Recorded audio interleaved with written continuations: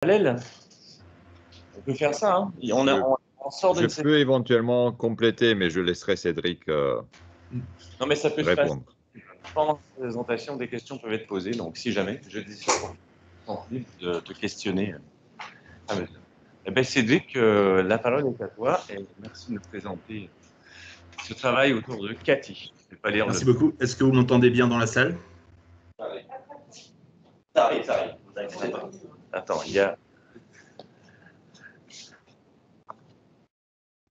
Donc ça, c'est à fond, c'est pas celui-là. Sur le Mac, c'est où? En haut. En haut. C'est à fond aussi. Pas sur le Jabra? Pas sur le Jabra 810, ouais, c'est pas ça. Mais c'est...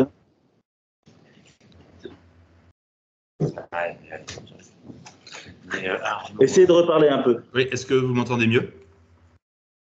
C'est la mieux. Oui, c'est mieux. Je suppose que c'est bon, je vais pouvoir commencer alors. Bien, bonjour à tous et merci d'être là. Je suis Cédric Bocher, donc, du laboratoire LIRIS de l'Université de Lyon, et je vais vous présenter l'article Cathy, une approche interactive de découverte et de classification de grands corpus de documents, co-rédigé avec Helle Degiet-Sigmond, ici présent, et Sylvie Calabretto. Alors, avant toute chose, pour resituer le contexte du développement de Cathy, nous on travaille sur le projet Livron, qui est un projet transversal qui réunit donc des partenaires académiques, donc nous le LIRIS, mais aussi le LED, qui est un laboratoire d'économie des transports, ainsi que des collectivités locales, en l'occurrence la métropole du Grand Lyon, et des partenaires économiques aussi, donc des acteurs économiques de la livraison à vélo, à savoir Bicycle et Modes de Ville. L'objectif du projet Livron, c'est de réaliser une représentation sociale de l'activité de livraison à vélo sur les réseaux sociaux et dans la presse. Donc comme je l'ai dit, il s'agit d'un projet transversal entre data science, sciences sociales et urbanisme aussi. Et donc l'objectif de ce projet était de développer une méthode qui permet de classifier facilement tout un flux de données en fait, qui provient des réseaux sociaux et de la presse autour de l'activité de livraison à vélo, et potentiellement donc, pouvoir détecter des événements marquants à partir d'un certain nombre de documents datés. Voilà. Donc le problème auquel répond Cathy, en fait, c'est que pour l'analyse de grandes collections de données, on a en fait effectivement un certain nombre de solutions existantes, de solutions techniques existantes, mais nous on s'adresse plutôt à un public qui n'est pas data scientist, voire pas du tout informaticien. On s'adresse plutôt à des experts domaines qui n'ont pas forcément donc tous les outils de data science qui existent aujourd'hui. Et nous en fait ce qu'on veut faire, c'est proposer une solution qui permette en fait qui soit centrée utilisateur et qui permette donc à un expert métier d'annoter et de classifier de grandes collections de documents multimodales. Donc, en fait, on a élaboré un workflow de Cathy, c'est-à-dire qu'au départ, on prend en entrée un grand jeu de données, donc ça peut être un jeu de données de tweets ou d'articles de presse, qu'on va pré-traiter, c'est-à-dire qu'on va chercher du coup, à déterminer des caractéristiques textuelles, notamment à faire de la dématérialisation, de la stématisation et extraire des bigrammes. Et aussi, on va traiter des images, c'est-à-dire on prend aussi en compte des images, notamment dans le cas des tweets, parce qu'on a du texte et une image. En fait, on va préprocesser tout ça pour pouvoir intégrer les données dans Cathy et les rendre utilisables par l'utilisateur. Ensuite, l'utilisateur, en fonction de la tâche spécifique pour laquelle il a besoin d'utiliser Cathy, va créer une session basée sur un critère de classification. Donc là, par exemple, dans le cas de nos partenaires du LAET, ça peut être critère de classification, est-ce que ces tweets parlent de livraison à vélo ou pas? Et à partir de ça, ils auront une session dans laquelle ils pourront explorer l'ensemble du document et dire, voilà, est-ce que ce document est positif? Est-ce que ce document, c'est-à-dire positif, c'est-à-dire est-ce qu'il parle de livraison à vélo ou non? Et alors, je le rejette et je le note comme négatif. Pour cela, on a mis en place tout un ensemble d'assistants visuels basés sur des agrégations qui permettent d'annoter des documents par paquet sur la base de caractéristiques communes en quelques clics seulement. Et enfin, la dernière phase du pipeline qu'on a mis en place, c'est donc de pouvoir, à partir d'un petit échantillon de données, permettre à l'utilisateur de classifier l'ensemble du corpus. Et pour ça, on donne des assistants qui permettent de guider la sélection des features de classification pour l'utilisateur, ainsi qu'une méthode d'Active Learning qui permet à l'utilisateur de contrôler que la classification se fait de la manière qu'il le souhaite, ou alors éventuellement d'ajouter peut-être de nouveaux documents au corpus classifié afin que le modèle apprenne de ses erreurs et qu'on puisse renforcer l'apprentissage. Et donc à la fin, la finalité, c'est d'avoir à partir d'un petit échantillon de données l'entièreté du corpus classifié. Comment est-ce qu'on explore en fait nos données dans Cati? C'est basé sur Elasticsearch, donc base de données orientée de documents, et notamment si je veux faire de la recherche de documents sur la livraison à vélo, je vais pouvoir utiliser des mots-clés comme livraison, ou alors des associations de mots-clés comme vélo et Lyon, si je m'intéresse à la ville de Lyon. Bien sûr, on peut aussi filtrer les documents avec plus de précision, notamment en filtrant sur les dates, sur les utilisateurs ciblés, et aussi sur les objets qu'on a détectés dans les images. On verra ça par la suite. Et on intègre aussi une méthode de détection d'événements qui s'appelle Mabed. Donc, Mabed qui est basée à la fois sur des anomalies de fréquence de termes et aussi des répétitions de clusters d'images. Là encore, je vais vous en parler dans les diapos qui viennent. Donc la phase de pré-traitement, comme on l'a vu, c'est l'extraction de caractéristiques textuelles, une lématisation, l'extraction de bigrammes, la détection d'événements dont on vient de parler, mais on s'intéresse aussi aux images, c'est-à-dire qu'on a intégré YOLO, qui est une bibliothèque Python, qui permet d'extraire des objets détectés dans les images. Donc par exemple, nous, dans le cas de la livraison à vélo, on peut très bien dire, d'accord, je vais m'intéresser aussi aux tweets qui contiennent des images sur lesquelles apparaissent un vélo. Et on fait aussi du clustering d'images pour regrouper les tweets qui auraient des images similaires. Donc là, en l'occurrence, la détection de similarité d'images, ça se fait avec des réseaux de neurones récurrents qui permettent donc de regrouper des images très similaires en prenant en compte le flou, les nuances de gris, le changement de taille et la rotation. Voilà, je reviens sur la détection d'événements. Comme je vous l'avais dit, c'est basé sur des anomalies de fréquence de mots et des répétitions de clusters d'images. Donc là, on peut voir un histogramme avec donc les mots les plus caractéristiques des événements, leur répétition sur une période de temps, enfin leur fréquence, et donc derrière, on peut naviguer d'un événement à l'autre, et à chaque fois, on renvoie une image qui est caractéristique de cet événement. Là, par exemple, on peut voir que c'est Lumignon, c'est un événement qui était lié à la Fête des Lumières, qui est un événement culturel majeur de Lyon. Voilà. Et ensuite, pour tout ce qui va être de la phase exploratoire des données et d'annotation, de préannotation d'un petit jeu de données, on a mis en place tout un ensemble de métaphores visuelles basées sur des agrégations. Donc là, comme vous pouvez voir sur la figure A, par exemple, ça c'est un cluster d'images, c'est-à-dire un ensemble de documents qui contiennent cette image. Et donc là, il suffirait soit de cliquer sur le bouton confirmer pour tout annoter d'un coup, soit cliquer sur Show Tweets pour voir justement l'ensemble des documents contenus et avoir une analyse plus fine et plus unitaire. Donc c'est-à-dire qu'on se base sur des caractéristiques textuelles, mais aussi temporelles, et encore une fois sur le contenu des images.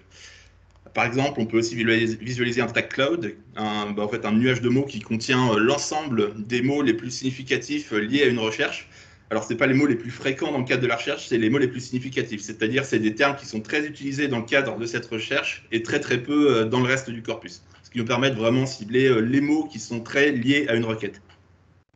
Et avec la même stratégie, on peut aussi dégager donc, des tags cloud de manière hebdomadaire, ainsi que des documents qui sont représentatifs en utilisant une somme pondérée, des termes extraits dans le nuage de mots. Et ça nous permet, sur une semaine, de dire voilà quels ont été les mots les plus utilisés et quels sont les documents les plus représentatifs de la tendance. On peut aussi explorer et annoter les documents lorsqu'on dispose d'une géolocalisation. Alors nous, dans notre cas, c'est vrai que les tweets qui ont une géolocalisation, c'est un peu moins de 10%, donc c'est pas forcément l'information la plus utile, mais lorsqu'on l'a, par exemple, on peut voir tous les tweets qui ont été publiés à Lyon, et on peut dessiner un polygone et décider de les annoter comme ça en quelques clics. On peut aussi visualiser des n-grammes, donc les n-grammes les plus fréquents. Chaque bulle, en fait, contient tous les documents liés à ce n-gramme. Donc, par exemple, dans le cadre d'une analyse sur la Fête des Lumières, on voit que Fête des Lumières est un des n-grammes les plus répétés dans notre jeu de données. Alors là, si la bulle est verte, c'est parce que tous les documents ont été annotés comme positifs. Maintenant, si je clique sur une bulle, je vais pouvoir explorer tous les tweets et à la main, dire voilà, s'ils sont tous positifs, je peux cliquer sur un seul bouton et tout annoter d'un coup. S'il y a du positif et du négatif, je peux décider de les annoter de manière unitaire. Et ça permet d'avoir une vision, donc, pour un bigramme, combien de tweets sont positifs en proportion et combien sont négatifs. Voilà, on peut aussi visualiser les retweets, ça peut caractériser une information importante. Si on ajoute la dimension sociale du partage, en fait, le fait qu'une information soit très partagée, ça peut être utile pour les experts métiers. Et donc, suite à cette phase exploratoire, on va annoter un petit jeu de données. L'objectif, ça va être de classifier l'ensemble du corpus à partir d'un jeu de données qu'on estime représentatif et du critère de sélection. Donc là, on a mis en place une méthode basée sur du SVM avec tout un procédé d'active learning, du coup, qui permet à l'utilisateur de contrôler la classification et de renforcer l'apprentissage en nous fournissant de nouveaux exemples s'ils sont pertinents. Et un des aspects qu'on a voulu explorer dans ce papier, c'est est-ce que la classification est améliorée si on prend en compte non pas seulement le texte, mais aussi des métadonnées, des documents qu'on prend en compte. Donc là, je peux vous montrer à quoi ressemble l'interface de classification. En fait, on va choisir le type de modèle. On en a plusieurs, je vous les montrerai tout à l'heure. Et alors, soit on a un mode de classification simple où l'utilisateur choisit uniquement le modèle qu'il veut entraîner sur le jeu de données et il a juste à cliquer. Soit on peut essayer d'avoir une approche un peu plus experte. On va se dire, bah voilà, on va sélectionner les features qui peuvent avoir du sens dans le cadre d'une analyse. Donc, on va vouloir voir est-ce que ces features sont vraiment discriminants ou pas. Et là, en l'occurrence, ce qu'on visualise, bah, c'est la projection TSNE des vecteurs du full texte vectorisé, en fait. Et cette vue nous permet de voir si une feature est vraiment discriminante ou non, en fait. Ce qu'on voit en vert, c'est la projection TSNE en 2 dimensions des vecteurs texte des documents qui ont été annotés comme positifs. Et ce qu'on voit en rouge, c'est les documents qui ont été annotés comme négatifs. Donc là, j'arrive à distinguer 2 clusters visuellement. Donc, pour l'utilisateur qui n'est pas expert en data science, ça peut déjà être une indication pour dire que, voilà, effectivement, le full text peut être une caractéristique discriminante. On affiche aussi des histogrammes dans le cadre des dates. Par exemple, on peut avoir des événements qui sont très liés à une date précise, notamment la fête des Lumières qui a lieu le week-end et pas en semaine. Pour évaluer notre approche, on a créé 2 jeux de données. Donc, un premier jeu de données, Fête des Lumières 2015, c'est-à-dire qu'on a collecté tous les tweets contenant, en français, contenant le mot Lyon entre le 7 décembre et le 12 décembre 2015. C'est la période de la Fête des Lumières. Et par un utilisateur expert, on a fait classifier donc, tous les tweets qui peuvent se référer à la Fête des Lumières en positif et tous les autres en négatif. On a eu après une approche un peu... une autre approche pour un autre jeu de données qui est Lyon Football. Donc ça, c'est entre le 1er juillet et le 21 septembre, tous les documents qui contiennent le mot Lyon. Et là, on a annoté les tweets qui contenaient des mots-clés. Donc football, PSG, OL, Arsenal, voilà, des vocabulaires qui peut être lié au foot. Et donc, on a classifié tous ces documents comme positifs et le reste en négatif. Ce qu'on peut voir avec ces jeux de données, c'est que le jeu de données Lyon Football contient plus d'1 million de documents. Mais aussi, ce qui est intéressant de voir, c'est que le jeu de données est effectivement très déséquilibré parce qu'on va avoir un certain nombre de documents qui sont liés aux critères qui nous intéressent et le reste, c'est du bruit. Donc, on part avec des classes très déséquilibrées. Donc, l'objectif ici est d'évaluer le F1 score pour ces 2 jeux de données en incluant des features spécifiques, notamment le jour de la semaine, parce que la fête des Lumières, c'est plutôt le week-end, et les matchs de foot, notamment, on peut dire que c'est surtout le mercredi et le samedi. Et on peut aussi prendre en compte donc, les objets détectés dans les images. Pour la fête des Lumières, on peut avoir des bougies. Pour les matchs de foot, on peut avoir des personnages qui ressortent surtout sur les images. Voilà, donc ce qu'on peut observer dans le cadre d'une analyse sur le jeu de données Lyon Football, alors bon, on a 7 classifieurs différents, SVC, Random Forest, régression logistique, arbre de décision, cas plus proche voisin, BERT aussi, et un système de vote qui reprend tous ces modèles. Ce qu'on peut voir, alors premièrement dans le cadre du foot, c'est que pour seulement 1000 documents annotés à la main, on peut pour l'ensemble du corpus qui fait plus d'1 million de documents, avoir un FA score de 0,92, ce qui est plutôt une bonne avancée. Par contre, on voit que l'inclusion des features n'apporte pas forcément d'informations, voire fait diminuer le F1 score, notamment parce qu'on s'est basé, la classification est surtout basée sur du texte. Donc là, on peut se dire que le texte est vraiment une information pertinente et que peut-être l'introduction des features peut faire diminuer le F1 score. En revanche, si je prends le jeu de données Fête des Lumières 2015, bon, le F1 score maximal qu'on arrive à atteindre avec 2000 documents annotés est plus faible, c'est de 0,81. Par contre, on voit qu'il y a quand même une convergence entre le cas où on inclut les features et le cas où on ne les inclut pas. Mais quand on est sur des petits jeux de données d'une taille de 1000 tweets, on voit quand même la valeur ajoutée d'ajouter les features, donc les images et le jour de la semaine pour la classification. on voit que ça améliore quand même le F1 score. Voilà, donc en conclusion, dans ce papier, ce qu'on a montré, c'était Cathy, donc un outil interactif pour la classification de grands jeux de données pour des utilisateurs experts domaine mais non informaticiens. On a montré des outils de classification visuelle pour des non-data scientists et comment on arrivait à faire sortir des informations pertinentes à la fois pour l'annotation et la classification, notamment en guidant l'utilisateur sur la pertinence des features. On a réussi à classifier des jeux de données d'1 million de documents avec des classes très déséquilibrées en annotant 1000 documents à la main et on a quand même un score de 0,92 et on a réussi à montrer que dans certains cas, la valeur ajoutée de l'inclusion des features. Voilà, pour ce qui est des futurs travaux, nous on va travailler sur l'acquisition, l'import et le pré-traitement de données en temps réel, parce que là, c'est un corpus en local qu'on intègre dans Cathy, mais on pourrait lier ça à des collecteurs en continu, par exemple des scrappers d'articles ou alors des collecteurs d'API Twitter qui permettraient d'intégrer continuellement des données dans Cathy, auquel cas, les données qu'on a déjà annotées à la main pourraient permettre de classifier automatiquement toutes les nouvelles données acquises au fil du temps. Aussi, on a vu qu'on travaillait sur de grandes collections de textes, mais on pourrait aussi prendre en compte la dimension image et voir comment on pourrait visualiser de grandes collections d'images qui ne soient pas forcément similaires ou alors qui pas forcément basées sur des objets. On travaille avec de nouvelles métaphores visuelles pour explorer de grands corpus d'images. Et surtout, il y a la dimension expérience utilisateur. Quelle est vraiment la valeur ajoutée pour des utilisateurs métiers? Ça, des utilisateurs non experts, data scientists, mais experts métiers, qui pourrait donc, en comparaison d'une solution traditionnelle d'annotation manuelle, est-ce que Cathy, comment Cathy améliore l'expérience? C'est ça qu'on aimerait mesurer avec nos partenaires du LAET avec lesquels on travaille actuellement. Voilà, et je vous remercie pour votre attention et je suis prêt à répondre à vos questions, si vous voulez. Merci Cédric, c'est super. Je vais me tourner vers la salle. Est-ce que vous avez des questions, chers collègues? Bon, collègues. Le micro arrive. Il faut que je meuble parce qu'il faut grimper jusqu'au fond. Vous voyez le ramasseur de balles. Merci pour la présentation. On m'entend à distance? J'ai un peu de mal à entendre. Je vais essayer de parler fort. Est-ce que les événements que tu détectes, tu les incorpores pour résoudre la tâche de classification? Pardon, j'ai pas entendu la fin de la phrase, je suis désolé. La détection d'événements et la résolution de la tâche de classification ensuite.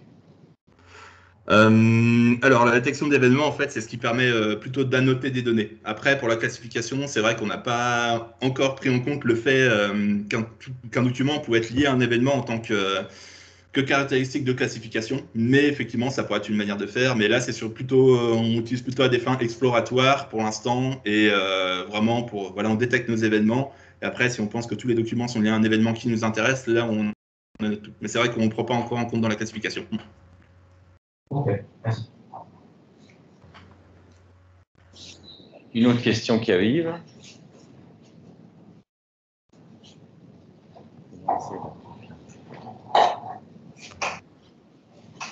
Merci pour la présentation. Ma question se situe au niveau des images. Si je comprends bien, il y a une combinaison entre les features des documents, du texte et des images. Ce que j'aimerais savoir, c'est est-ce que vous appliquez une classification d'abord sur les images ou vous effectuez juste une extraction des caractéristiques des images qui sont combinées avec les caractéristiques des textes avant de faire votre classification finale? Ouais, c'est ça, en fait, c'est plutôt une combinaison des deux, c'est-à-dire qu'on fait un encodage 1 parmi n soit du cluster d'images, soit des objets détectés. Après, c'est concaténé dans le vecteur avec l'ensemble des features. Est-ce que vous pensez qu'il serait peut-être intéressant de faire une sorte de labellisation des images contenues dans l'étude, par exemple, et de combiner les caractéristiques de cette labellisation à votre texte avant de effectuer votre classification finale? Serait-ce intéressant de faire de cette façon? Concrètement, c'est déjà un peu ce qu'on fait, en fait. C'est-à-dire que toutes les images dans le pré-traitement sont déjà labellisées Et après, c'est ce label qu'on combine au texte pour la classification. Est-ce que j'ai répondu à votre question ou j'étais pas sûr de... On nous dit oui, c'est bon. Ok, très bien. Il y a une autre question? Si. J'en profite. Il y a Florian, là, Florian Lemeur. On n'a pas Florian Lemeur. Comment? Dans la discussion sur il est à distance. Ah. C'est pas. Donc là. Je reviens vers. Allez, on y va avec la question. Alors, ma question, c'est juste de savoir si vous pourriez étendre votre système à une tâche multiclasse. Excusez-moi, j'ai une coupure, j'ai pas entendu la question. Alors, lui, il demandait si vous pourriez étendre votre système à un problème multiclasse. Là, c'est vrai que pour l'instant, c'est plutôt sur un modèle binaire, mais on pourra tout à fait adapter l'architecture à un problème multiclasse. Là, c'était plutôt un critère binaire, donc est-ce que ça correspond à la fête des Lumières ou à la livraison à vélo ou pas? Mais techniquement, oui, ça pourrait aussi marcher pour du multiclasse. C'est juste que pour l'instant, c'est pas adapté aux problèmes qu'on aborde dans le cadre du projet Livron, mais ça pourrait être une évolution envisageable, tout à fait. Je complète juste par le fait qu'actuellement, sur un même corpus de données, on peut créer plusieurs sessions de classification binaire, ce qui amène à une classification sur un même corpus de documents. On peut créer une session par rapport au football et on peut créer une deuxième session par rapport à la fête des Lumières sur le même ensemble de documents.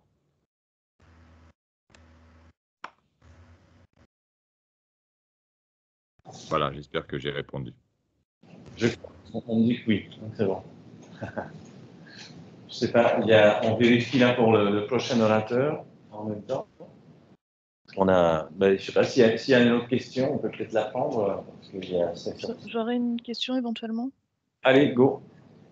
Là, vous avez pris des corpus donc arrêtés dans le temps. Les sujets sur Twitter, ça peut continuer. Est-ce qu'on pourrait se servir de ça pour faire de la veille au fur et à mesure sur le football, par exemple? Et comment est-ce qu'on pourrait détecter des nouveaux clusters avec votre solution? Alors là, concrètement, c'est un des points que j'ai abordé dans la conclusion. Ouais, c'est ça en fait.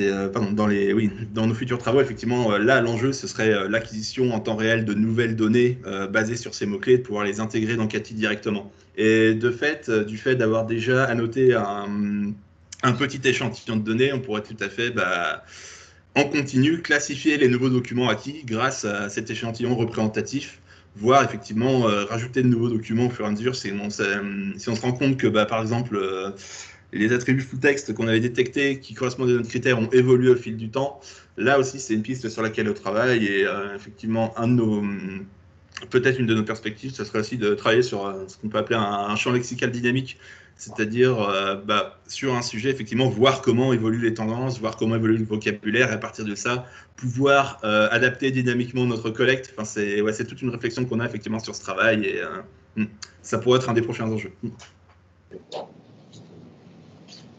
Merci.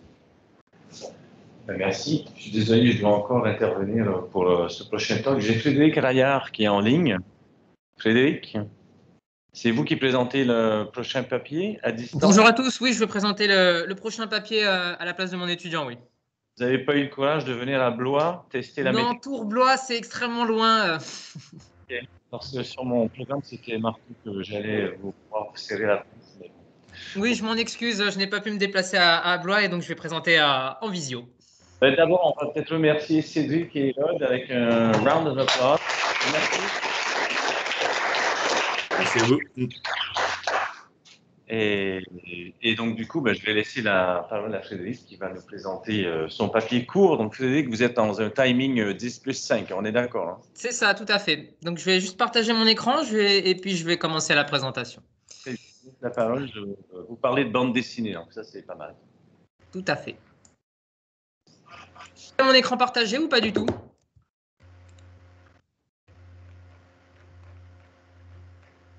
Pas pour l'instant, Frédéric.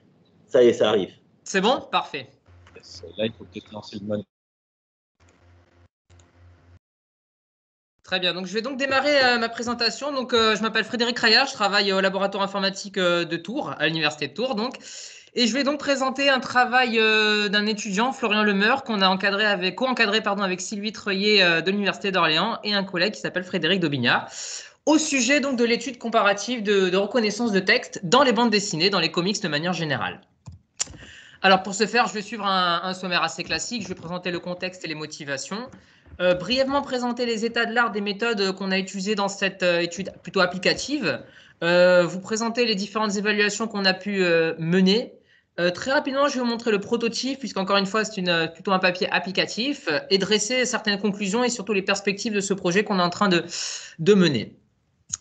Alors, les motivations sont assez simples. La lecture, de manière générale, c'est une activité qui permet le développement chez les jeunes, chez les adolescents et même chez les adultes. C'est que ça reste une activité qui permet un certain épanouissement et qui doit quand même rester ludique. Néanmoins, on note que cette activité n'est pas forcément accessible dans le sens du handicap et principalement par des populations qui sont tantôt dyslexiques, tantôt autistes ou qui ont un certain nombre de déficiences visuelles. On qualifie en fait ces différentes populations de publics empêchés de lire. Donc nous, c'est la population qu'on essaie de viser. L'idée sous-jacente, c'est donc d'améliorer l'accessibilité de la lecture et en particulier dans cette étude donc de la bande dessinée, puisqu'il y a ce côté ludique. Donc en proposant ce qu'on va pouvoir qualifier de lecture augmentée à partir d'un terminal mobile, c'est-à-dire qu'on va devoir utiliser un smartphone ou une tablette et un livre physique. Donc pourquoi je dis ça? Parce que c'est une des contraintes en fait de notre application qu'on s'est posée. C'est donc maintenir le contact physique avec l'objet physique, c'est-à-dire qu'on va disposer donc du manga, du comics, de la bande dessinée et qu'en parallèle on aura soit un smartphone, soit une tablette et il y aura cette lecture augmentée. On va donc travailler avec des flux vidéo, ce qui amène un certain nombre de difficultés, comme les difficultés liées au flou de la caméra, la luminosité ambiante, l'angle de prise de vue de la caméra, etc. Et étant donné qu'on travaille avec des populations qui ne sont pas forcément habituées à utiliser des smartphones ou des tablettes, l'idée, c'est de fournir une interface la plus ergonomique et la plus simple possible. Le contexte de ce projet, c'est une collaboration qui est née entre Sylvie Treuillet, qui est au laboratoire d'Orléans, et un de ses collègues qui a une société qui s'appelle Frédéric Daubignac, et moi-même, donc Frédéric Raillard, au laboratoire informatique de Tours. Et donc, c'était une collaboration entre Orléans et Tours dans un premier temps. Et pour ce faire, on a réussi à décrocher un stage qui a été financé par le RTR Diams. Donc, merci le RTR Diams. Et donc, je présente ici les résultats des travaux de Florian Lemeur qui a réalisé un stage l'été dernier. Alors, on n'est pas parti de rien. Il y a quelques années, donc Frédéric Daubignac et Sylvie Treuillet avaient commencé à travailler sur une petite application concernant l'assistance, justement, de la lecture de bande dessinée. Ils ont pu réaliser une petite application Android, mais le prototype qui avait été fourni par un étudiant à l'époque était peu performant. Donc, comme vous pouvez le voir à l'image, il y avait des erreurs de segmentation. Donc, à partir de la capture d'images qui était réalisée avec un terminal, les traitements d'images qui étaient effectués par la suite étaient peu performants et n'aidaient pas en fait à la reconnaissance du texte qui était dans l'image qui était recapturée. Donc, je vais vous présenter l'état de l'art puisque l'idée c'était de repartir un peu de ce projet et des récentes améliorations qu'on a pu avoir dans la communauté sur la segmentation et la reconnaissance de texte. Donc, ce sont deux modules qu'on a essayé de prendre en main. Donc, la segmentation de texte dans un premier temps. Donc, je ne vais pas rentrer dans les détails techniques en fait des différents états de l'art, mais le but de la segmentation de texte, étant donné une image donnée, c'est d'isoler le texte du reste de l'image. Donc, faire une distinction en deux classes, texte, non-texte. Il existe tout un ensemble de méthodes de la communauté et nous, on a sélectionné un certain nombre. Donc, comme vous pouvez le voir sur le slide, en fait, on a dans un premier temps une méthode assez récente qui nous propose de segmenter les bulles et ensuite d'en déduire le texte qui est à l'intérieur. Il y a des méthodes issues de la communauté de récupération de texte dans l'image qui peuvent récupérer du texte. Et nous, on a choisi une image qui était un petit peu plus dédiée au manga et qui donne des performances plutôt cohérentes. Pareil, dans la partie reconnaissance de texte, on n'a pas apporté de contribution particulière. On s'est contenté de récupérer un certain nombre d'OCR, donc de systèmes de reconnaissance de caractères qui existent de par la communauté, donc soit par des sociétés telles que Google, soit des systèmes qui existent et qui sont reconnus comme Tesseract ou Calamari. Je ne rentre pas dans les détails. On a pris un petit protocole assez simple. On a réalisé l'application de manière très modulaire avec la capture d'image, la partie segmentation, isolation du texte, la partie reconnaissance de texte, une partie un petit peu correction liée au NLP, et puis du text-to-speech. Une fois que le texte est reconnu, on utilise un text-to-speech pour faire la transcription audio du texte pour les utilisateurs. Donc, l'évaluation qu'on a menée, alors il existe un certain nombre de bases de données liées à l'étude et à l'analyse de mangas et de bandes dessinées. Par contre, étant donné que nous, on a souhaité avoir et la bande dessinée physique et la capture vidéo, on a créé une toute petite base de données. Donc, comme vous pouvez le voir sur le slide, 50 photos tirées de différents types de BD. Donc, on a essayé d'être un petit peu exhaustif. On a pris des mangas, on a pris des BD qualifiés de franco-belges, et puis des comics américains, et puis on a un petit peu diversifié tout ça. L'idée était de prendre des textes qui apparaissent dans des bulles ou pas, en fait, avec différents types de difficultés. Donc, comme vous pouvez le voir en bas de l'écran, donc on a des textes pas forcément noir sur blanc, on a des textes qui sont hors bulles, on a des textes qui sont sur des bulles qui s'entrelacent. Donc, l'idée, c'était de confronter un petit peu les différents algorithmes qu'on pouvait avoir off the shelf sur l'étagère sur des cas concrets. Sur les métriques qu'on a utilisées, on a utilisé des métriques assez classiques qui s'appellent donc le CER, le caractère error rate, et puis le word error rate. Donc, typiquement, c'est le taux de caractère et le taux de mots erronés, qui tout simplement utilisent une distance d'édition et qui va la normaliser par rapport à la vérité terrain. Une petite note pour ceux qui liront le papier par la suite, ces deux valeurs peuvent avoir des valeurs de 0 si les deux séquences de texte sont identiques, 1 si tous les mots sont erronés, et petit cas particulier, cette valeur peut être supérieure à 1 si jamais il y a beaucoup de faux positifs. Alors, dans les différents tests qu'on a menés, donc, qui sont recensés sur le papier, mais pas forcément dans la présentation de par l'aspect court en fait, de cette présentation, je présente très rapidement quelques résultats. Donc, l'apport de la segmentation, on a utilisé une segmentation qui était quand même bien ciblée pour les bandes dessinées et les comics, les mangas. Et il se trouve que sur l'ensemble de notre collection à nous, on n'a pas senti un apport particulier de la segmentation. Donc, l'idée, c'était que ce soit assez temps réel, hein, de manière à ce que les temps de calcul et de process ne soient pas trop longs. Mais on n'a pas ressenti un apport évident de la segmentation. Donc, sur cette figure, on voit que avec segmentation, donc les petites barres en orange, on n'a pas forcément de meilleurs taux en termes de métriques que sans la segmentation. Typiquement, un petit exemple de résultat. Pourquoi on allait voir visuellement et pourquoi on a ces résultats qui ne sont pas forcément positifs? C'est parce que tantôt, la difficulté, en fait, qui est présente, la disparité en fait des bulles et des textes qui sont présents dans les bandes dessinées font que la segmentation ne marche pas tout à fait bien. Ensuite, de par la reconnaissance de texte, pareil, on a récupéré un certain nombre d'OCR disponibles et on a récupéré, après certains tests préliminaires, les deux meilleurs qui sont Tesseract 4 et puis MLKit qui est fourni par la société Google. Donc pareil, on a réutilisé les mêmes métriques. Et là, sur le diagramme que vous pouvez voir, on note que MLKit s'en sort beaucoup mieux. Bon, par contre, MLKit, c'est une solution qui est un petit peu payante et dont le code n'est pas forcément libre, contrairement à Tesseract 4 qui utilise désormais des méthodes de type Neural Network. En bas de ce slide, il y a un lien qui présente en fait de manière visuelle et très simple les différents résultats avec segmentation, sans segmentation, avec reconnaissance de texte sur les différents OCR qu'on a pu utiliser de manière visuelle. Alors, le prototype, on a repris exactement le même pipeline, excusez-moi, donc la segmentation, la reconnaissance, la correction et le text-to-speech. Et on a repris le mode un environnement de type Android, on a fait une architecture modulaire et on a une toute petite vidéo, je vais vous la montrer, ça ne dure que 17 secondes, donc ça devrait rester dans les temps.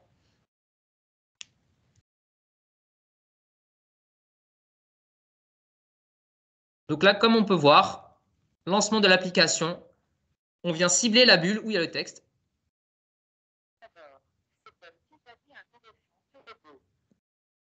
Donc voilà, encore une fois, comme vous pouvez le voir, l'application est extrêmement simple et c'est quelque chose qu'on souhaitait vraiment avoir dans le cadre de ce qu'on allait pouvoir développer. Alors, je vais conclure très rapidement.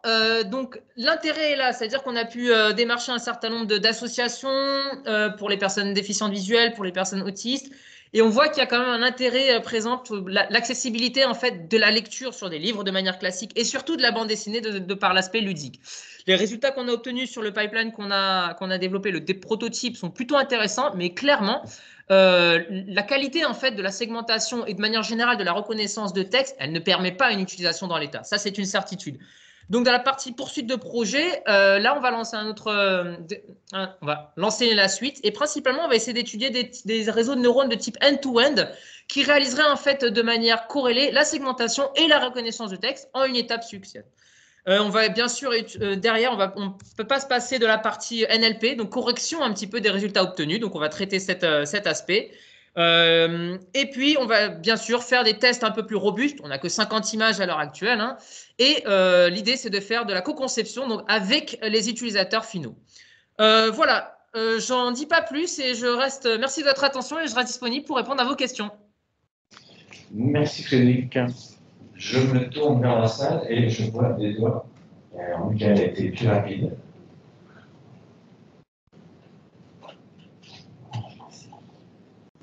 Merci pour ta présentation. Si je comprends bien, vous effectuez une détection, une segmentation des bulles contenant des textes avant de faire une reconnaissance. Ce que j'aimerais savoir, c'est si vous tenez compte de l'ordre et du sens d'apparition des bulles dans les mangas, parce que généralement dans les mangas, par exemple japonais, les bulles apparaissent de la droite vers la gauche au lieu de la gauche vers la droite, comme dans les bandes dessinées, par exemple françaises. J'aimerais savoir si vous tenez compte de ça dans vos travaux. Alors, merci pour la question. 2 éléments de réponse. Alors, dans un premier temps, non, on ne détecte pas le texte, on ne détecte pas la bulle, en fait. On détecte vraiment du texte indépendamment de la bulle, ce qui va nous permettre de, par exemple, détecter des onomatopées, donc des expressions qui sont hors de bulle. Ça, c'est un premier élément de réponse. Et concernant votre question sur la partie l'ordre, effectivement, dans les mangas, on lit plutôt de droite à gauche, alors que dans les BD classiques franco-belges et américaines, on lit de gauche à droite. Non, dans le cadre de ce travail que je présente, on ne tient pas de cet ordre des cases, des bulles et du texte. On ne tient pas ça en compte. L'idée, en fait, c'est de donner la possibilité à l'utilisateur de prendre son smartphone, en fait, de venir sélectionner un petit peu le texte et de venir lancer tout notre algorithme qui va venir segmenter le texte, le reconnaître et utiliser le text-to-speech. Donc, en fait, on va exploiter, en fait, l'être humain pour pouvoir justement sélectionner le texte qu'il souhaite reconnaître. Est-ce que ça répond à votre question? Oui, ça répond à ma question.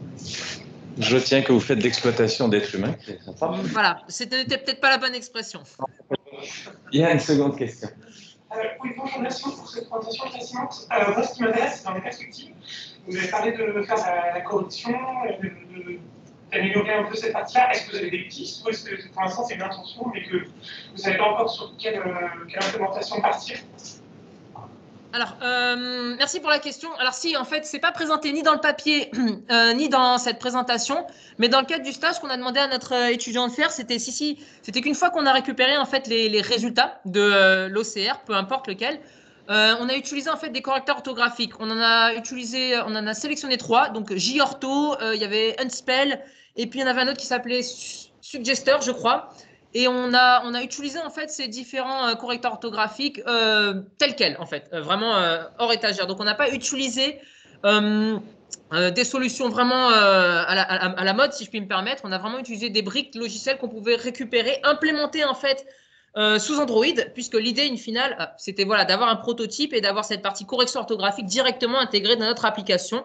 Et avec un aspect qui est non négligeable, c'est l'aspect temps réel. C'est-à-dire que si notre application émet pour un texte, 1 minute, c'est pas utilisable de fait. Donc, on a des pistes d'un point de vue technique. Et puis, effectivement, on a mené comme un certain nombre de recherches sur l'état de l'art pour avoir des méthodes en fait qu'on va pouvoir utiliser dans la suite. Donc, ce n'est pas qu'une intention, c'est quelque chose qu'on va réaliser. Et surtout, ça c'est mon avis personnel, qu'il est nécessaire de faire, tout simplement parce que les OCR, de manière générale, aussi performants soient-ils, même si on les fine-tune, les résultats qui sortent, en général, les résultats ne sont pas directement exploitables, sachant qu'on veut une qualité de réponse parfaite, en fait. Voilà, pareil, j'espère que ça répond à votre question. Et j'ai un oui de la salle. Ben, merci Frédéric. Je vous invite à venir visiter Blois. C'est une jolie ville, il y a un joli château, d'autant que vous habitez pas très loin. Je n'y manquerai pas. Merci encore. Et j'invite Hélène. Je perds Hélène, donc. Merci beaucoup. Donc Hélène Tran qui va nous parler de l'ambiguïté dans la présentation des émotions. Je ne sais pas si ça fait référence à notre vie privée ou pas, on va l'attendre avec elle. Donc, 15 plus 5, quel est le temps?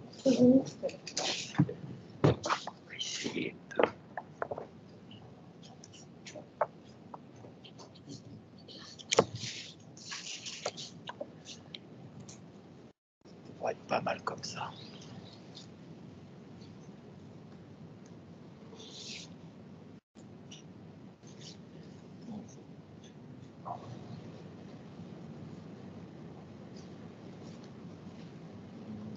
Il faut se mettre bien. Les collègues, en fait, vous entendent avec cette borne. Le micro, enfin. Avec le micro, ça devrait aller. Ça devrait aller? Oui, hier, ça a été.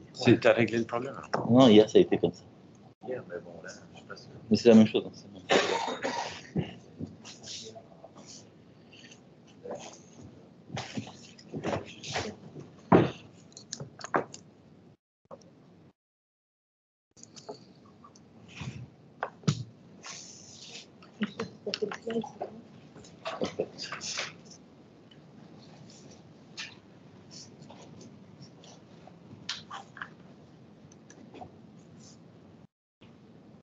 Ok, super.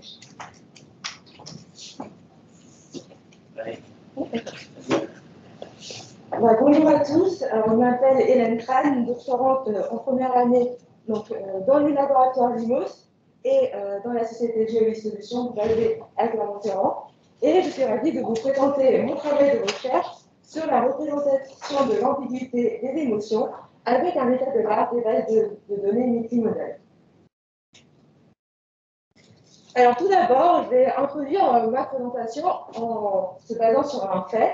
Donc on sait qu'on fait environ 35 000 décisions par jour, la plupart étant des décisions qui sont inconscientes. Donc, parmi les décisions qui sont conscientes, on a des décisions qui ont peu d'importance, le choix des vêtements par exemple, ou ce qu'on va manger ce midi, mais également des décisions plus importantes comme le choix de carrière ou le choix de partenaire de vie. Et finalement, le rôle des émotions dans tout ça, ça va nous permettre de nous guider dans le choix, donc privilégier une option par rapport à une autre, et ce qui fait que on va prendre des décisions qui vont être bénéfiques pour nous. Donc, en sachant le rôle important des émotions dans les décisions, notre ambition, ce serait de développer un système automatique de reconnaissance des émotions pour entretenir la motivation à une tâche, et cela à travers la personnalisation de contenu. Donc, plus spécifiquement, on reconnaît d'abord l'émotion, puis ensuite on estime la motivation, pour enfin en adapter le contenu. Donc, comme vous avez compris, mon sujet de thèse principal, c'est le développement d'un système de reconnaissance des émotions. Et je me base notamment sur 3 sources d'informations principales: l'expression faciale, la voix et le texte. Finalement, si on prend un peu du recul par rapport à mon sujet de thèse, c'est qu'on veut développer un système automatique, mais le souci, c'est que si on prend une interaction entre 2 personnes, eh bien, on ressent quand même une difficulté pour identifier l'émotion de notre interlocuteur. Et ce pourquoi? Parce que d'abord, l'émotion a un caractère équivoque, puisque nous-mêmes, on a du mal à identifier l'émotion que l'on a. Également, on peut aussi ressentir plusieurs émotions, aussi bien pour nous que chez les autres, bien évidemment. Et enfin, si on prend une vidéo qui représente une émotion, on n'aura pas forcément une convergence d'opinion par rapport à la vidéo. Donc, ce qui fait que tous ces critères-là font qu'on va parler d'ambiguïté émotionnelle, et c'est ce que je vais traiter dans la suite de mon étude. Donc, la problématique est la suivante: quelle représentation de l'ambiguïté émotionnelle dans les bases de données Donc pourquoi je travaille sur les bases de données? C'est que notamment les modèles de reconnaissance se basent sur les bases de données pour l'apprentissage et qui vont conditionner les modèles de reconnaissance qui vont être développés par la suite. Donc je vais structurer ma présentation de la manière suivante. Tout d'abord, je vais vous parler des deux principales représentations des émotions. Puis ensuite, je vais parler des annotations des émotions qui vont être utiles pour les bases de données multimodales. Et enfin, je vais rentrer dans le cœur du sujet en faisant un état de l'art des bases de données multimodales avec leur positionnement sur la représentation des émotions. Alors, pour la représentation des émotions, on a deux approches. On a l'approche discrète et l'approche continue. Concernant le modèle discret, c'est le modèle le plus intuitif. En fait, ça va être ce qui va être le plus compréhensible par l'homme, le moyen le plus naturel pour nous de nommer les émotions. Généralement, pour ces modèles-là, on va utiliser ce qu'on appelle les émotions primaires, qui sont en fait des émotions qui sont brèves, intenses, en réaction à un stimuli émotionnel, et qui sont en fait à la base de toutes nos autres émotions. Notamment, on utilise les 6 émotions primaires de Paul Ekman, que sont la colère, le dégoût, la joie, la peur, la tristesse et la surprise. Alors, le deuxième modèle émotionnel, c'est le modèle continu. Et en fait, on va placer l'émotion dans un espace multidimensionnel. Généralement, les deux premières dimensions sont la valence, est-ce que l'émotion est agréable ou désagréable, et l'activation, est-ce qu'on est calme ou agité lorsqu'on ressent cette émotion. Le problème, c'est que ces deux dimensions ne suffisent pas pour caractériser l'émotion. Par exemple, si on prend la peur ou la colère, on aura une activation positive et une valence négative.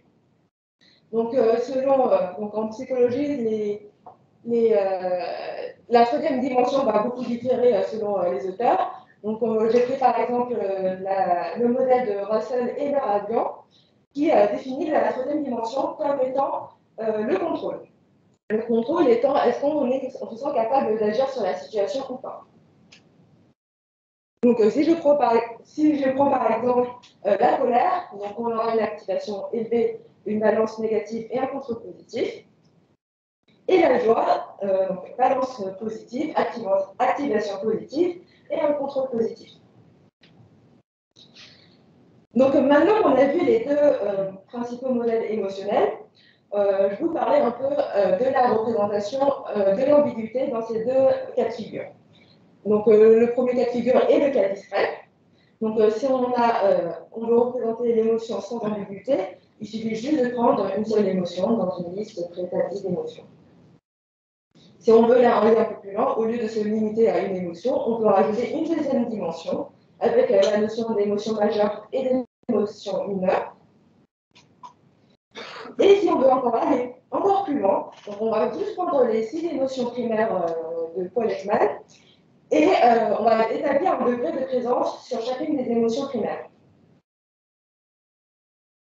Concernant le cas continu, alors si on est dans le cas sans ambiguïté, il suffit simplement de représenter l'émotion par un point dans l'espace des émotions. Et au lieu de se limiter à un seul point dans l'espace, on peut par exemple la modéliser par une distribution gaussienne. Donc là, on a passé un peu en revue tous les modèles émotionnels, les deux modèles émotionnels existants et comment intégrer l'ambiguïté. Et là, je vais parler de la notation des émotions qui vont être utilisées pour la notation des vidéos dans les bases de données. Et on va distinguer deux types d'annotation, on a absolue et ordinale. Concernant la notation absolue, on fait une annotation indépendante de chaque échantillon. C'est-à-dire qu'on va prendre un échantillon, on va dire quelle émotion on a sur cette vidéo, et voilà, en fait, on fait ça pour chaque vidéo.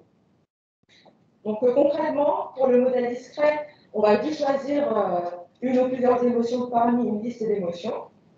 Alors que pour le modèle continu, on va placer directement l'émotion dans l'espace multidimensionnel. A contrario, pour la notation ordinale, on va céder d'éléments de comparaison pour faire la notation des émotions. Alors, je vais vous donner tout de suite des exemples. La technique, une des méthodes les plus utilisées est l'échelle de Likert, qui est très utilisée pour les tests en psychologie pour évaluer une quantité subjective. Et là, je vous ai donné deux exemples, un pour le cas discret et un pour le cas continu. Un deuxième exemple, c'est la roue des émotions de Genève. Alors, elle a la particularité de combiner les deux types de modèles émotionnels. Donc, on voit bien qu'on retrouve les deux dimensions de l'espace continu. On a la valence en horizontal et l'activation en verticale. Et on voit qu'on a diverses émotions discrètes avec différentes intensités qui sont placées sur la roue. Un troisième exemple, c'est le Self-Assessment Mannequins, ou SAM, qui va représenter chacune des dimensions par des petites illustrations de forme humaine. Donc là, je vous ai mis les exemples pour la balance, l'activation et le contrôle. Donc maintenant, on a vu les modèles émotionnels, comment on a noté les émotions. Là, je vais entrer dans le cœur de mon sujet, qui est l'état de l'art, des bases de données multimodales, avec comment l'ambiguïté des émotions est représentée dans ces bases de données multimodales. Pour information, je me concentre uniquement sur les bases de données qui contiennent au moins l'expression faciale, la voix et le texte, et avec l'anglais ou le français comme langue d'élocution. Donc, je vais notamment étudier l'ambiguïté de l'émotion perçue et j'ai identifié deux sous-niveaux d'ambiguïté. Le premier étant l'ambiguïté de perception entre annotateurs, qui va notamment évaluer les divergences d'évaluation de l'émotion perçue, ainsi que l'ambiguïté d'identification, qui est la représentation finale de l'émotion identifiée. Donc là, j'ai mon premier tableau des bases de données multimodales avec les émotions discrètes. Donc là, ils sont au nombre de 5, avec les critères que j'ai définis tout à l'heure. Et donc j'ai deux grandes colonnes, donc l'une pour l'ambiguïté de perception entre annotateurs et un autre pour l'ambiguïté d'identification. Donc pour l'ambiguïté de perception entre annotateurs, là on voit que toutes les bases de données ont un nombre d'annotations par phrase égal à 3, sauf pour OMG émotion qui est égal à 5. Et, pour toutes les bases de données qui agrègent les annotations, ils utilisent un vote à la majorité. Pour l'ambiguïté d'identification, on a une annotation absolue, sauf pour les bases du CMU, où on a une annotation ordinale avec l'utilisation de l'échelle de Likert. Finalement, la représentation finale de l'émotion va être d'une émotion par phrase, sauf pour les bases du CMU, on peut avoir plusieurs émotions possibles. Même chose pour les émotions continues. Alors, du coup, pour l'ambiguïté de perception entre annotateurs, le nombre d'annotations va varier entre 2 et 8, avec le maximum de nombre d'annotations par phrase pour la base semaine. Et concernant l'agrégation des annotations, on voit qu'il y a diverses méthodes utilisées, variant de la moyenne après la normalisation par la cote standard à l'évaluateur estimateur pondéré ou bien encore la distorsion temporelle canonique. Concernant l'ambiguïté d'identification, on a des différents types d'annotations. Donc on a les annotations absolues sauf pour IMOCA et l'annotation finale, on n'a pas de représentation d'ambiguïté avec un seul point dans l'espace et un élément du cercle.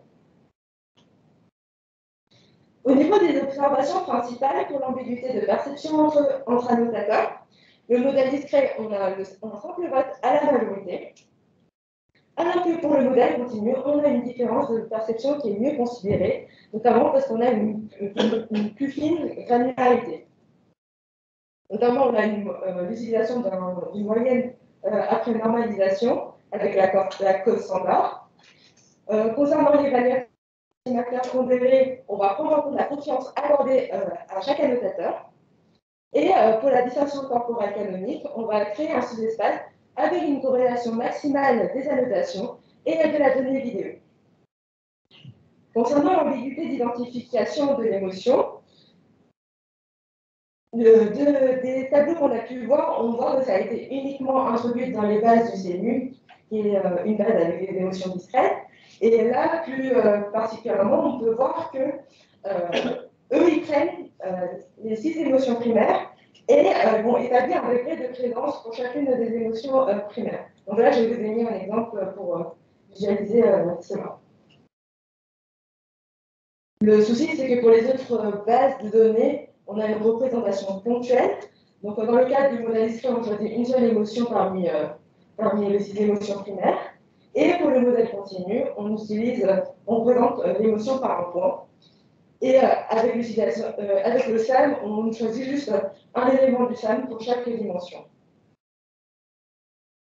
Donc, en conclusion de notre étude, on a effectué un état de l'art des bases de données trimodales, donc avec l'expression faciale, la voix et le texte, et avec notamment le français et l'anglais comme langue d'élocution.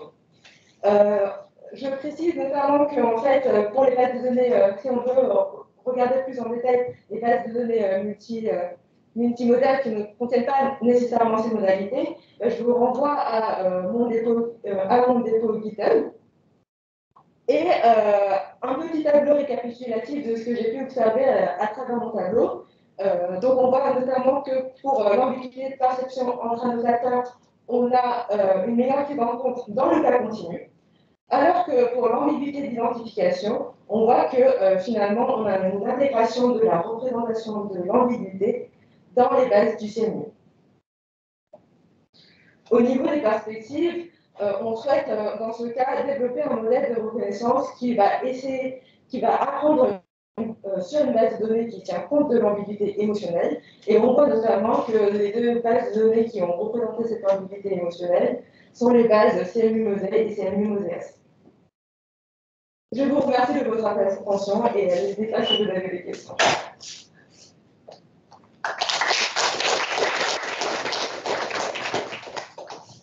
On peut se partager du tout.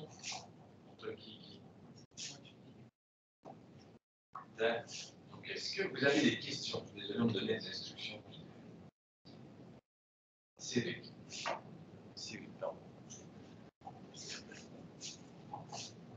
Pardon. J'ai une question. Alors, je vais essayer de parler un peu plus fort au micro. Là-bas, j'ai une question assez. Est-ce que vous quantifiez le niveau d'ambiguïté entre les différents annotateurs? Non. Non, en fait, là, pour l'instant, ce qu'on fait, c'est qu'on regarde pour chaque modèle émotionnel à quel point elles sont représentées. Mais concrètement, on n'a pas de mesure vraiment, on va dire, quantitative pour pouvoir la représenter. En tout cas, je n'en ai pas vu dans le cas de l'art. D'accord. Parce que moi, je pense qu'on pourrait utiliser des mesures de type croyance, en fait, dans lesquelles il y a aussi une notion de conflit, de discorde et de choses comme ça qui pourraient être mises en place. Une autre question.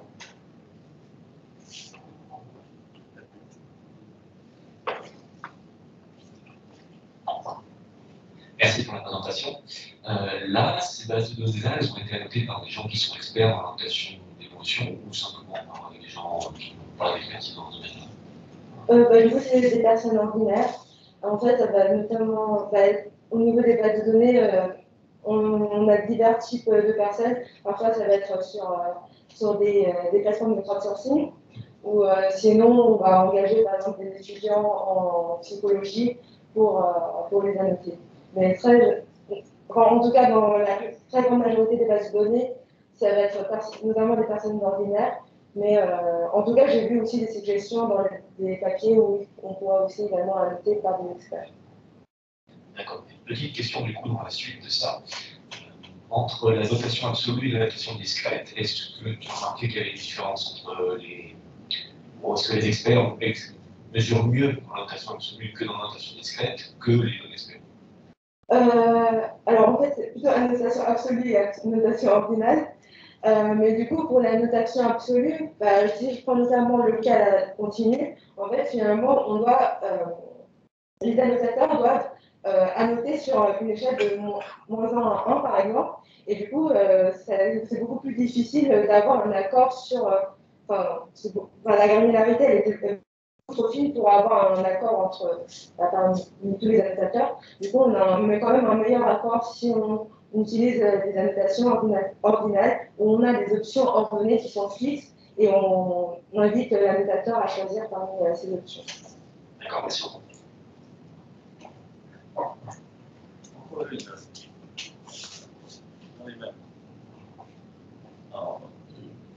Quand même, déjà, je vous remercie pour votre présentation. Je trouve le sujet super intéressant, mais j'ai une question parce que là, pour l'instant, j'ai utilisé des annotations qui sont déjà faites. Il se peut aussi qu'il y ait des algorithmes qui permettent de détecter maintenant les émotions dans les visages, sur les visages, en tout cas, plus ou moins bien. Et je me demandais si vous comptiez dans votre futur essayer de travailler sur ces algorithmes et le lien avec les annotations, ou essayer de quantifier les différences, ou travailler sur des choses comme ça. En fait, qu'est-ce que vous voulez faire? Pour la suite, du coup, c'est vrai que nous, moi, par rapport à ma thèse, j'ai pas forcément le temps de développer une nouvelle base de données, ni. Je pense qu'il faut énormément. Une question sur laquelle on s'était interrogé notamment, c'est que, juste pour revenir sur. C'est que finalement, si on veut, par exemple, essayer de mieux représenter l'ambiguïté, l'intérêt de rajouter par exemple, le nombre d'annotations par phrase, c'est de savoir un peu comment on peut les agréger. C'est vrai que du coup, moi, mon travail, ça va être notamment de se concentrer sur le développement d'un modèle de reconnaissance. Et là, pour l'instant, de ce qui est disponible actuellement, ce serait de travailler sur les bases du CMU où on a quand même une forme de représentation de l'ambiguïté. Je ne sais pas si j'ai répondu à la question. Ça répond super bien aux questions aussi. Merci Hélène, on peut te féliciter encore. J'ai perdu mon fil. Donc, dernier point, nouvelle question d'émotion encore. C'est un amplifiant.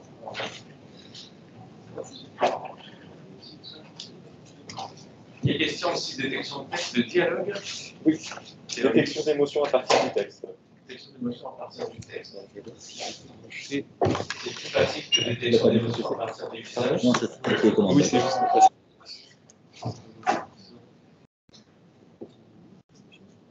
C'est pas identifiable.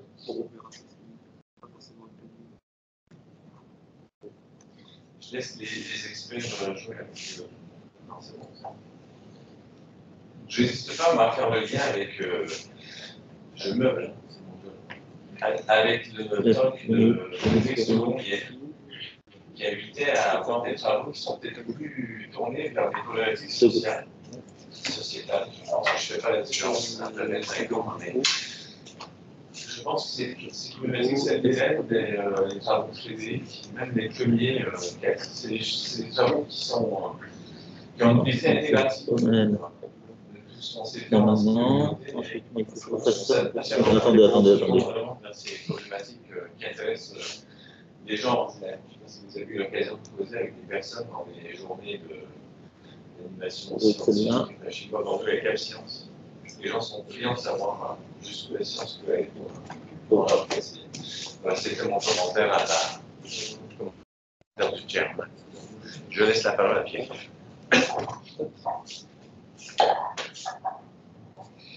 Alors bonjour à tous, donc j'espère que vous m'entendez bien. Et à distance aussi. Après, si ce n'est pas le cas, n'hésitez pas à m'interrompre. Alors, je m'appelle Pierre Jeunesse et je vais vous parler en fait du coup dans la suite de ce que nous a présenté Hélène sur le sujet particulier de la détection d'émotions à partir du texte. Alors mes deux collègues Laure Walter et Hélène n'ont pas pu se joindre à moi, mais ils sont là sur Teams. Et donc ce travail a été réalisé en collaboration entre Alteca, qui est une ESN lyonnaise, et le laboratoire de l'IRIS de l'Université de Lyon. Donc pour vous faire un peu de contexte, pour commencer ma présentation, Je pense que vous avez vu comme moi que depuis ces dernières années, les assistants conversationnels, donc les chatbots ou voicebots, sont vraiment en pleine explosion. Il y a de plus en plus d'entreprises qui les utilisent pour automatiser le service après-vente ou leur relation client. Alors vous avez aussi certainement remarqué que c'est pas terrible généralement les résultats. Et donc c'est pour ça qu'il y a plusieurs axes de recherche dans ce domaine. Et en particulier, il y en a un qui m'a intéressé, qui est celui des chatbots empathiques. Donc en fait, ce sont des bots qui sont capables de comprendre, on va dire, l'état d'esprit, l'émotion, l'humeur de l'utilisateur, et donc de répondre de manière appropriée. Par exemple, si l'utilisateur est énervé, il faut peut-être commencer par s'excuser. Et nous, en fait, du coup, on s'est intéressé à la première étape, qui est d'essayer simplement de détecter l'émotion de l'utilisateur lorsqu'il discute avec le chatbot. Donc essentiellement, ce qu'on veut faire, c'est un classifier d'émotions qui prend en entrée le texte de l'utilisateur, ce qu'il vient de dire au chatbot, et en sortie, alors nous, dans notre cas, on essaie de prédire une classe, donc c'est une représentation discrète, qui est en fait très inspirée de cette Beckman, donc avec joie, colère, tristesse, neutre pour pas d'émotion, et puis autre pour toutes les autres émotions possibles. Alors pour apporter quelques précisions, donc déjà, quand je parle du texte de l'utilisateur, c'est à la fois intéressant de prendre en compte ce qu'il vient de dire, mais aussi tout ce qui a été dit avant, l'historique de la discussion, pour souvent avoir une notion de contexte et améliorer simplement, lever certaines ambiguïtés et améliorer la prédiction de la générale. Alors en fait, cette tâche-là, on sait relativement bien la faire. Il y a déjà plusieurs challenges de grandes conférences qui ont été organisées autour de cette thématique, notamment à CLRL 2019 et Social Event 2019. Mais nous, on a une contrainte en plus. Et cette contrainte-là, c'est la langue française. Et c'est là, en fait, ça complique beaucoup la tâche, puisqu'il y a très très peu de ressources disponibles pour la langue française. Donc il a fallu en fait que nous les créions nous-mêmes. Donc c'est ce que je vais vous présenter dans la suite. Alors pour faire un rapide sommaire, donc, dans une première partie, je vais vous présenter donc, le jeu de données qu'on a utilisé, et en particulier comment est-ce qu'on a extrait. Et dans une deuxième partie, je me concentrerai plus, alors c'est un peu plus bref, sur la détection d'émotions et les résultats qu'on a obtenus. Donc sans plus tarder, je vous propose de passer à la première partie. Donc comme j'ai dit en introduction, on a un certain nombre de contraintes sur notre jeu de données. Déjà, donc, on veut qu'il soit composé de dialogues ou de discussions pour simplement avoir cette notion de contexte. Ensuite, on veut qu'il soit annoté par émotion, forcément. Et enfin, en français. Alors bon, il n'y a qu'un seul problème, c'est qu'il y a, en tout cas à notre connaissance, il n'y a aucun dataset qui respecte ces trois contraintes. Et par contre, comme je vous le disais tout à l'heure, si on ignore le français, là, il existe vraiment beaucoup de datasets, notamment un qui s'appelle donc EmotionX. Alors, on pourrait tout à fait complet, il a été repris après dans un dataset qui s'appelle MED, mais bon, c'est des discussions entre nous. Donc, ce dataset-là, il est en anglais, donc il y en a d'autres qui sont en anglais. Donc, ce qu'on a essayé de faire, c'est de prendre un dataset anglais et de traduire en français. On pourrait utiliser dans Google Translate ou n'importe quel traducteur automatique, mais ça pose quand même un peu des questions sur la fiabilité et la qualité de la traduction. Donc plutôt que de faire ça, en fait, on s'est rendu compte que ce dataset-là est en fait tiré de la série Telefriends. Pour ceux qui ne connaissent pas, c'était une série du milieu des années 90-2000. En fait, ce sont des dialogues de la série qui ont été récupérés, donc ils apparaissent dans des épisodes, et ils ont été annotés donc, par 5 annotateurs humains. En fait, ce qui est vraiment intéressant, c'est que la série Friends a été aussi diffusée en français, donc il y a une VF de la série, et ce qu'on a essayé de faire, c'est d'utiliser cette VF de cette série pour traduire notre dataset anglais. Et donc, c'est ce que je vais vous détailler dans la suite. Donc déjà, la première étape, c'est de récupérer la VF de la série. Donc pour ça, on va scraper un site internet, donc rien de très nouveau. Et donc, ce qu'on veut faire essentiellement, c'est prendre chaque dialogue de notre dataset, le localiser dans la VF, c'est-à-dire trouver son numéro de saison, numéro d'épisode et position dans l'épisode. Et donc, après, de remplacer les répliques anglaises par les répliques françaises de la VF. Alors, en fait, c'est plus compliqué qu'il n'y paraît, c'est simple conceptuellement parlant, mais en pratique, il y a plusieurs difficultés. Déjà, en fait, sur nos datasets, on n'a pas d'information de localisation. Donc, il faut vraiment rechercher dans toutes les saisons et tous les épisodes, ce qui fait entre 200 et 250 épisodes, ce qui est assez énorme. Et surtout, la difficulté principale, c'est qu'on essaie de comparer l'anglais et le français. et qui plus est, pas les traductions littérales, puisque la VF, c'est l'adaptation. Il y a les jeux de mots sont adaptés, puisque entre l'anglais et le français, il faut que ça change. Les références aussi, des fois des références anglaises qui doivent être adaptées. Enfin bref, si on essaye de faire, on va dire, cette tâche-là en une seule étape, c'est un peu trop difficile pour nous. Donc en fait, alors ça je vais vous montrer, on avait besoin d'un élément central pour, on va dire, nous simplifier un peu la vie. Et l'élément qu'on a choisi, c'est le script VO, donc c'est la même chose que pour la VF. Donc c'est pour chaque saison, chaque épisode, la liste des répliques qui sont mises dans l'ordre. Et donc maintenant, on divise notre tâche en deux sous-tâches. La première tâche, c'est ce qu'on appelait une tâche d'alignement entre la VO et la VF, donc je vais vous expliquer ça juste après. Et la deuxième tâche, c'est l'étape de localisation, donc c'est vraiment juste rechercher notre dialogue dans la VO, donc anglais contre anglais, donc ça se fait assez simplement. Donc la première étape, c'est ce que j'ai appelé l'alignement entre la VO et la VF. Donc globalement, l'idée c'est de prendre un épisode en VO et même en VF, donc ici je vous ai mis le deuxième épisode de la première saison. Et donc, pour chaque réplique en VO, on veut essayer de trouver quelle est la réplique française correspondante. Alors bon, ici, vous voyez que c'est assez simple, hein, puisque au sein d'un épisode, c'est bien les mêmes personnages qui parlent dans le même ordre pour dire la même chose. Donc, c'est normal, c'est le principe de la VF. Mais en pratique, on s'est rendu compte que c'était loin d'être souvent le cas, puisque comme je disais déjà, il y a des changements de sens de répliques, des répliques qui changent de sens parce qu'elles ont pu être adaptées pour la langue française. Et de manière générale, on observe aussi que les dialogues sont souvent un peu remaniés, les personnages parlent dans un ordre un peu différent. Il y a des répliques qui sont insérées, des répliques qui sont supprimées, des répliques qui sont déplacées, des répliques qui sont modifiées. Enfin, tout ça pour dire que si on essaie de faire, on va dire, une jointure un peu basique, ça ne va vraiment pas marcher. Donc on avait plutôt besoin, en fait, de trouver, on va dire, un algorithme, une méthode d'alignement global qui va regarder vraiment l'épisode dans sa globalité et qui va essayer de trouver un alignement optimal qui est capable de tolérer justement ces insertions, suppressions, déplacements, modifications. Alors on a trouvé notre solution dans un domaine vraiment complètement différent, qui est celui de la bioinformatique, et en particulier d'une tâche qui s'appelle l'alignement de séquences ADN. Et donc on a utilisé un algorithme assez connu qui s'appelle l'algorithme de Needleman-Wunsch. Donc en fait l'idée de cette tâche, pour ceux qui ne connaissent pas, c'est vous prenez deux séquences ADN presque pareilles, mais pas tout à fait pareilles, et vous essayez de trouver le nombre minimum de modifications à faire pour passer de la première séquence vers la deuxième. Donc si on applique à notre tâche, en fait, on part de notre épisode en VF et de notre épisode en VO, et on veut trouver le minimum de modifications à faire pour passer de la VO vers la VF. Et donc les opérations qu'on nous autorise, c'est insérer une réplique, supprimer une réplique, déplacer une réplique, modifier une réplique. Donc je ne vais pas rentrer dans les détails de cet algorithme, mais l'élément central, c'est ce qu'on appelle la fonction de match. Donc en fait, c'est une fonction qui prend un élément de la première séquence et un élément de la deuxième séquence, et qui va déterminer si ces éléments sont, on va dire, égaux ou compatibles. Donc dans notre cas, on va prendre une réplique en VO et une réplique en VF, et on va déterminer si les deux sont bien une traduction l'une de l'autre. Alors bon, c'est un peu plus dur quand on s'intéresse à des répliques, quand c'est des bibliotypes, donc on part jusqu'à l'être. Pour les répliques, en fait, on s'est intéressé à deux caractéristiques. Alors déjà, on va regarder si c'est bien le même personnage qui parle. Si c'est pas le même personnage, ça risque pas d'être la même réplique. Et après, on va essayer de comparer le texte des répliques entre elles. Tout ça en gardant bien à l'esprit qu'on a de l'anglais et du français. Alors, il y a plusieurs manières de faire ça. On peut s'intéresser par exemple à la ponctuation, regarder si elle est similaire entre les deux. Mais de manière, nous, on a préféré utiliser un algorithme de sentence embedding. Donc, en fait, on représente les répliques sous forme de vecteurs de taille fixe. Alors, le modèle s'appelle Universal Sentence Encoder, c'est un modèle fait par Google.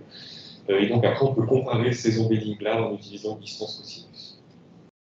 Donc, en faisant ça, on réussit à trouver un alignement à 90%. Donc, ça signifie que 90% des répliques en VO sont traduites en VF avec notre algorithme. Pas notre algorithme, l'algorithme de Needleman. Et donc maintenant, il nous reste la deuxième étape, qui est vraiment, pour le coup, assez simple. Hein, c'est on prend notre dialogue, on essaye de le rechercher dans la VO, et donc après, par extension, on récupère le texte en VF. Et donc en tenant compte des deux étapes, à la fois de localisation et d'alignement, on réussit en fait à traduire notre jeu de données à 85%. Donc ça signifie que 85% des répliques d'EmotionX sont traduites grâce à la VF.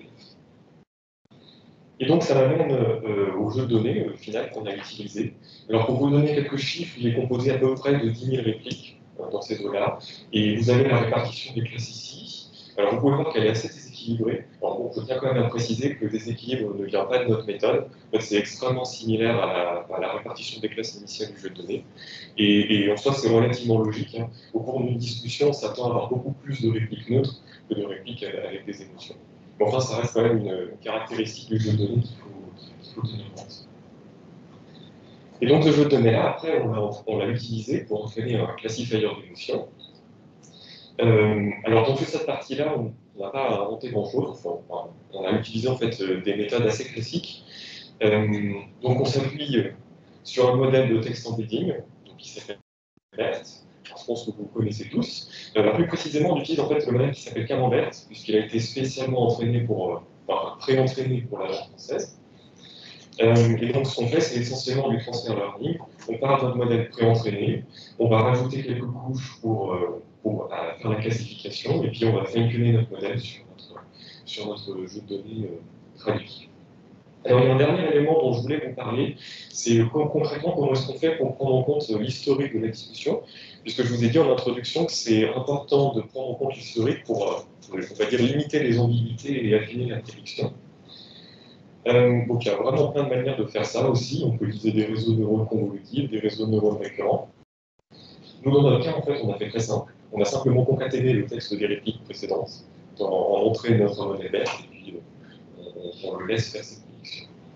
Alors il y a également d'autres améliorations qu'on a apportées, notamment pour prendre en compte un peu l'ambiguïté des annotations, mais je ne vais pas les détailler ici. Et donc pour vous donner un peu quand même une image des résultats qu'on obtient avec ce modèle. Et ce que je vous affiche ici, en fait, c'est le leaderboard du challenge EmotionX, qui a été organisé pendant la conférence au Cholet NLP 2019. Donc, en fait, globalement, ce sont des modèles qui ont été entraînés sur le même jeu de données que nous, donc l'EmotionX, sauf que leur jeu de données est en anglais et que le nôtre est en français. Donc, pour vous donner une image un peu plus précise, on se rend compte que les 4 premières méthodes sont sans surprise basées sur BERT, et que l'essentiel des méthodes qui suivent, qui sont un peu moins bonnes, alors s'appuie sur des embeddings un peu plus anciens, par exemple Elmo ou FastText, et puis c'est agrégé en utilisant des réseaux de neurones convolutifs ou récurrents. Et il y a également quelques modèles qui font appel à des features extraites manuellement. Alors nous, en fait, on se situe entre la 4e et la 5e place, donc on a un score F1 macro de 67%. Donc on se place, on va dire, à peu près au niveau des modèles BERT, quoique un tout petit peu en dessous. Mais bien évidemment, il faut prendre les résultats avec un peu de nuance, puisque notre jeu de données est en français et un peu plus petit que le jeu de données anglais initial. Mais il n'empêche que c'est quand même des résultats encourageants, puisqu'on a des niveaux de performance qui sont corrects, tout en ayant entraîné notre modèle pour la langue française. Et donc ça m'amène à ma conclusion. Donc je vous ai présenté le dataset que nous avons utilisé, donc c'est le dataset EmotionX, qui est composé de dialogues tirés de la série Friends, annotés par émotion. Alors ce dataset n'est pas en français, donc on a traduit. On a traduit en utilisant la version française de Friends et un algorithme d'alignement global globalement appuyé sur l'algorithme Lieberman-Wunsch. Et en utilisant ce jeu de données, nous avons entraîné un classifier d'émotions basé sur le modèle de langage BERT qui prend en compte l'historique. Et avec ça, nous obtenons des résultats finalement assez proches des modèles anglais. Voilà ce que je voulais vous présenter aujourd'hui. Si vous avez des questions, des remarques, des commentaires, des critiques, je serai ravi d'y répondre. Merci pour votre attention.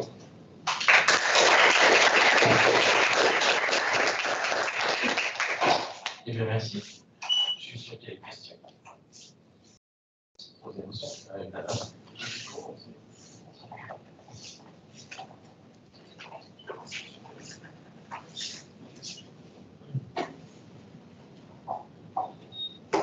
Oui, je me permets de revenir sur l'introduction justement à l'objectif des chatbots.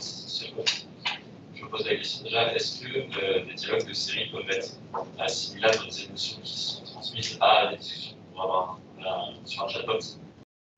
Et est-ce qu'il n'y a pas un risque peut-être d'avoir trop d'expressions neutres sur le chat, par exemple? Alors effectivement, c'est une question super pertinente. La difficulté, alors, pour être tout à fait complet, en anglais, il existe des jeux de données qui sont spécifiquement designés justement pour un contexte de chatbot. Alors j'en pense un, justement, qui a été utilisé pendant la conférence CMFL 2019 qui s'appelle Empathetic Dialogues, pourquoi est-ce que nous, du coup, on s'est intégré à ce dataset-là? C'est essentiellement pour le problème du français. On a essayé de prendre vraiment le jeu de données qui était le plus proche de ce qu'on pouvait obtenir. Maintenant, je suis tout à fait d'accord avec vous sur le fait qu'il y a forcément certains biais, ou en tout cas certaines manières de parler, qui sont peut-être pas forcément 100% liées à une notion de chatbot. Et après, il y avait une deuxième partie à votre question, j'ai oublié, je ne sais plus exactement. C'est bon. Après, sinon, sur une autre interrogation, ça serait la finalité des chatbots. Est-ce que c'est d'améliorer la conversation ou est-ce que c'est d'avoir des feedbacks par rapport à comment l'utilisateur perçoit la conversation pour potentiellement modifier le chatbot ultérieurement? Alors, justement, il y a les deux points qui sont importants. Déjà, de savoir si ça s'est bien passé et potentiellement de voir s'il y a eu des incompréhensions. Ça peut permettre d'améliorer le chatbot, de prendre des discussions où ça s'est vraisemblablement mal passé pour voir ce qui s'est déroulé, justement. Et après, il y a aussi toute cette logique, on va dire, d'adaptation à l'utilisateur. Alors, notamment, par exemple, dans un contexte médical, c'est assez important de comprendre quel est l'état d'esprit actuel de la personne. Notamment, il y a certains cas d'usage pour tout ce qui est hôpitaux psychiatriques. Donc là c'est important à prendre en compte. Merci beaucoup.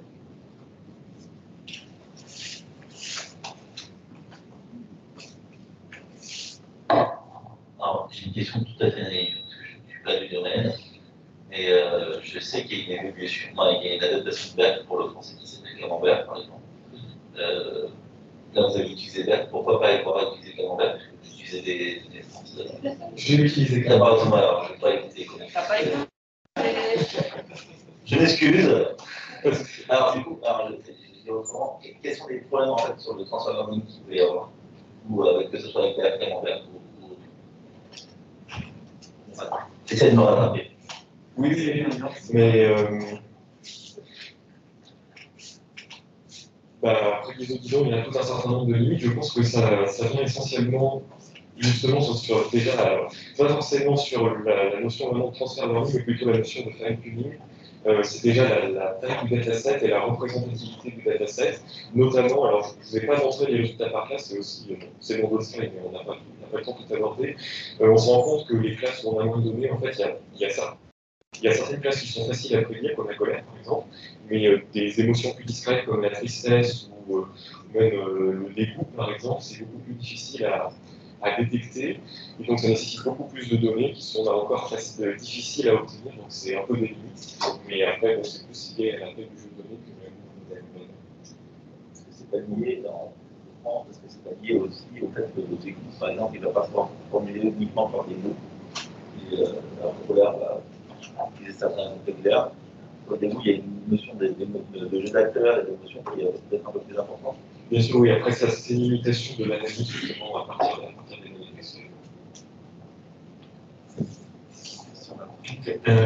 Merci Pierre pour ta présentation. Ma question se pose sur l'ambiguïté au niveau de... puisque tu détectes les fonctions à partir du texte. Le même texte peut être interprété différemment en fonction du contexte. Et est-ce que tu tiens compte de cette ambiguïté-là? Par exemple, tu peux dire, je pense que tu l'as mentionné dans ta vidéo, tu peux dire Pierre-Yves, ça veut dire je suis content, et je peux utiliser une autre expression, je peux en fait utiliser un autre ton pour dire je suis fâché. En fait, est-ce que tu prends en compte le contexte dans la phrase pour détecter l'émotion? C'est ça ma question. Justement, c'est pour ça qu'on essaye de prendre en compte l'historique de la discussion, de voir qu'est-ce qui s'est passé avant, pour essayer de comprendre où est-ce qu'on en est dans la discussion et essayer de limiter un peu les ambiguïtés. Maintenant, ça fait aussi partie des limites de l'analyse purement textuelle. Alors, pour être tout à fait complet, disons, mon travail s'insère dans une logique plus multimodale, donc je me charge uniquement de la partie analyse du texte, mais il y a aussi justement des travaux qui s'intéressent à la voix, à l'apparaît au visage et aussi à la gestuelle de l'individu. Merci, c'était la question. Merci pour la présentation. Moi, je voulais savoir en fait sur la classification des émotions. Est-ce que tu fais une classification binaire pour chaque émotion ou tu fais une classification par très efficace? Pour l'instant, on fait en multiclasse. Multiclasse et une seule classe. On n'a pas testé faire des modèles en fait binaires. C'est-à-dire que essayer de classer en fait chaque émotion et faire un compte. Donc, effectivement, c'est quelque chose qu'on n'a pas étudié, après ça peut être intéressant, il faut vraiment regarder. Merci bien. Merci.